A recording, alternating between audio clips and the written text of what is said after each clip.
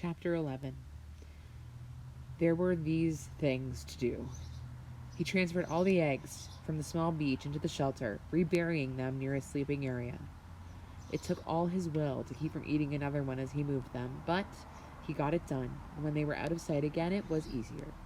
He added wood to the fire and cleaned up the camp area. A good laugh, that, cleaning up the camp. All he did was shake out his windbreaker and hang it in the sun to dry the berry juice that had soaked in and smooth the sand where he slept. But it was a mental thing. He had gotten depressed thinking about how they hadn't found him yet, and when he was busy and had something to do, the depression seemed to leave. So there were things to do. With the camp squared away, he brought in more wood.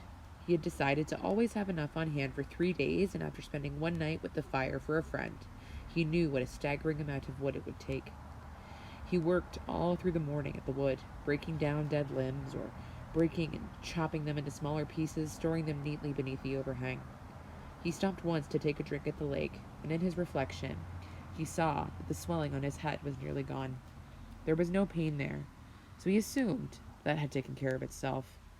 His leg was also back to normal, although he had a small pattern of holes, roughly star-shaped, where the quills had nailed him, and while he was standing at the lake shore taking stock, he also noticed that his body was changing. He had never been fat, but he had been slightly heavy with a little extra weight above his belt at the sides.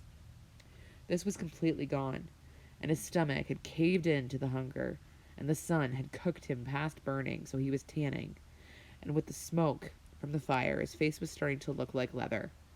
Perhaps more than his body was the change in his mind, or in the way he was becoming.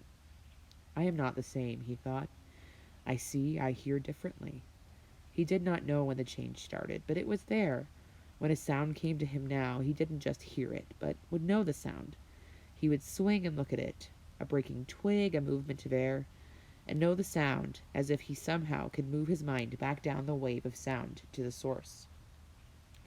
He could know what the sound was before he quite realized he'd heard it. And when he saw something, a bird moving a wing inside a bush or a ripple on the water, he would truly see that thing, not just notice it as he used to notice things in the city. He would see all the parts of it, see the whole wing and the feathers, see the color of the feathers, see the bush and the size and shape and color of its leaves. He would see the way the light moved with the ripples on the water, and see that the wind made the ripples, and which way that wind had been to blow to make the ripples move in that certain way. None of that used to be in Brian, and now it was a part of him, a changed part of him, a grown part of him.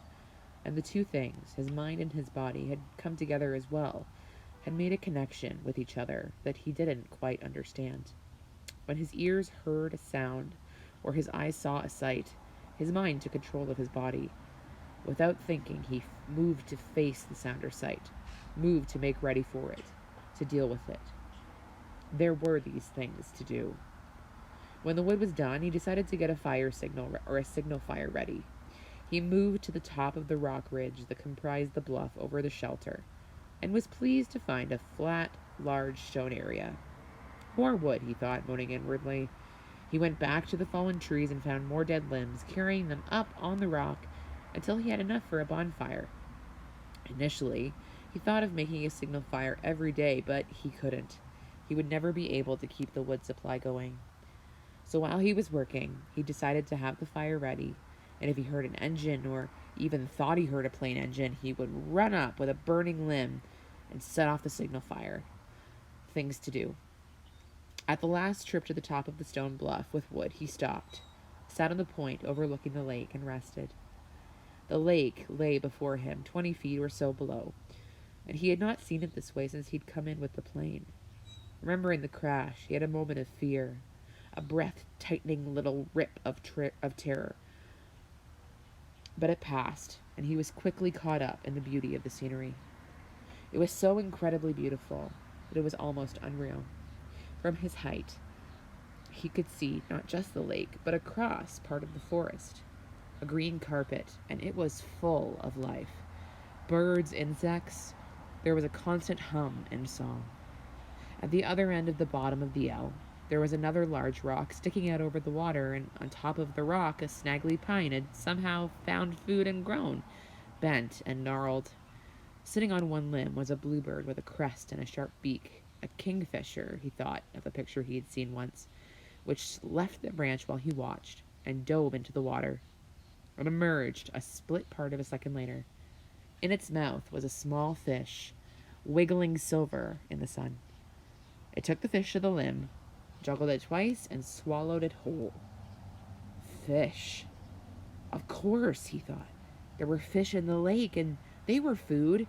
And if a bird could do it. He scrambled down the side of the bluff and trotted to the edge of the lake, looking into the water. Somehow it had never occurred to him to look inside the water, only at the surface. The sun was flashing back up into his eyes, and he moved off to the side and took off his shoes and waded out 15 feet. Then he turned and stood still with the sun at his back and studied the water again. It was, he saw after a moment, literally packed with life. Small fish swam everywhere, some narrow and long, some round, most of them 3 or 4 inches long, some a bit larger, and many smaller. There was a patch of mud off to the side, leading into deeper water, and he could see old clamshells there, so there must be clams.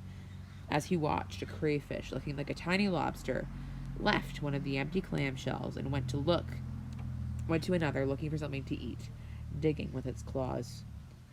While he stood, some of the small roundish fish came quite close to his legs, and he tensed, got ready, and made a wild stab at grabbing one of them.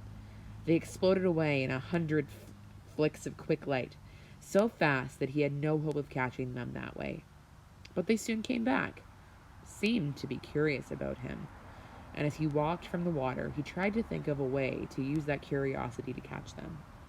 He had no hooks or string, but if he could somehow lure them into the shallows and make a spear, a small fish spear, he might be able to strike fast enough to get one. He would have to find the right kind of wood, slim and straight. He had seen some willows up along the lake that might work, and he could use the hatchet to sharpen it and shape it while he was sitting by the fire tonight.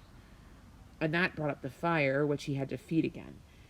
He looked at the sun and saw it was getting late in the afternoon, and when he thought of how late it was, he thought that he ought to reward all his work with another egg, and that made him think that some kind of dessert would be nice. He smiled when he thought of dessert, so fancy, and he wondered if he should move up the lake and see if he could find some raspberries after he banked the fire. And while he was looking for the right wood for a spear, spearwood, he thought, and it all rolled together and rolled over him. These were the things to do.